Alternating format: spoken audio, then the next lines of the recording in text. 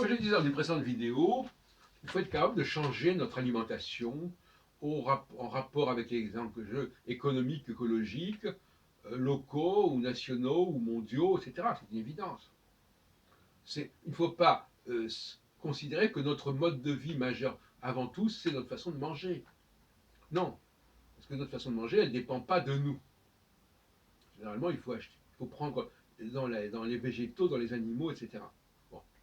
Alors que l'être humain, il a une créativité qui lui est propre. Et ça dépend de lui. Et donc, moi, je suis très marqué par le manuel d'Épictète, etc. Il faut avant tout s'axer sur ce qui dépend de nous. Et la nourriture ne dépend pas de nous. Hein. Elle est prise dans la nature, si on peut dire. Bon. Même si on doit discuter de savoir ce qu'est la nature. Parce que ce qu'on croit être la nature, c'est déjà une forme de culture. Enfin bon, peu importe. Donc, concernant la question du lait, effectivement, même si on ne consomme pas les animaux, on consomme leur lait, pour tout le moins pour les animaux qui produisent du lait, comme les ovins et les bovins. Bon. Donc ça exclut effectivement le porc. C'est intéressant, le porc, ou même les chèvres d'ailleurs, bon, qui donnent du lait aussi. Il y a d'ailleurs un passage célèbre de la Bible là-dessus. Tu ne mangeras pas le chevreau dans le lait de sa mère, ou un truc comme ça.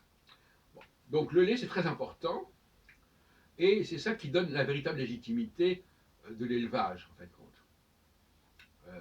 D'autant plus qu'il a des vertus qui lui sont propres. Donc tant qu'on consommera du lait, on aura des raisons d'avoir du bétail.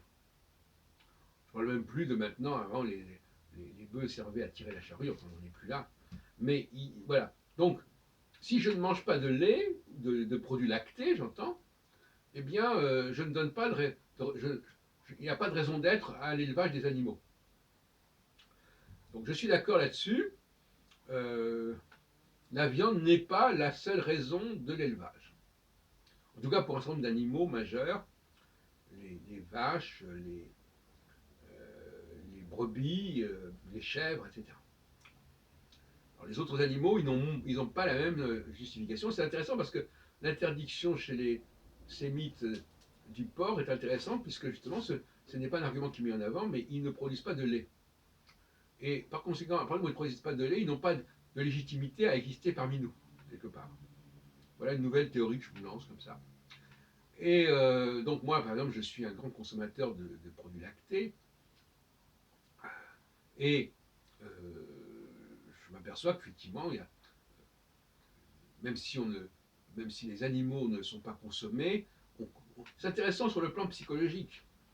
Parce que nous consommons l'animal, mais le créateur aussi. On dit parfois de quelqu'un que c'est une vache à lait. Voilà, nous sommes des consommateurs. Quand on consomme quelque chose, on ne tue pas la poule aux œufs. On ne va pas parler de la question de la consommation des œufs. Enfin, c'est un autre sujet qui pourrait être intéressant aussi. Mais je veux dire que consommer de cette façon, ça ne veut pas dire qu'on va abîmer l'animal. Bon. J'avais parlé l'autre jour de ces animaux, ces chapons ou ces bœufs qu'on tuait parce qu'ils ne pouvaient plus procréer. Bon, la procréation est effectivement une condition aussi importante dans cette histoire. Mais ce qui est important, et ça c'est surtout les éléments féminins qui le font d'ailleurs, entre parenthèses, c'est pas les bœufs qui donnent du lait, c'est les vaches. Donc là aussi, c'est intéressant à étudier. Même que c'est les femmes qui donnent du lait aux enfants et pas les hommes, à leurs enfants par le sein. Donc, le lait, c'est fondamental parce que psychologiquement, je prends quelque chose à l'autre, mais finalement, l'autre, il va se recharger. Hein, je lui enlève rien parce que son lait, il va en ressortir le lendemain où la poule va répondre. Si on reste dans une problématique des œufs aussi. Donc ça me paraît très sain. En revanche, si je tue l'animal, ben voilà, il le tue, il ne peut plus rien faire. Mais c'est ce que je crois qu'on appelle ça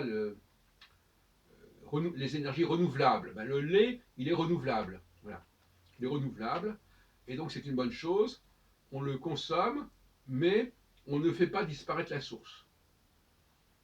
Et c'est très important dans tous les domaines de consommer ce que les gens produisent, matériellement, intellectuellement, etc., tout en les laissant continuer à produire. Voilà. Bon. Alors, inversement, la viande, ça n'obéit pas à cette même logique. On prend de la viande et ouais, cette viande, quand on l'a prise, eh ben, elle est plus là et elle n'est pas renouvelable.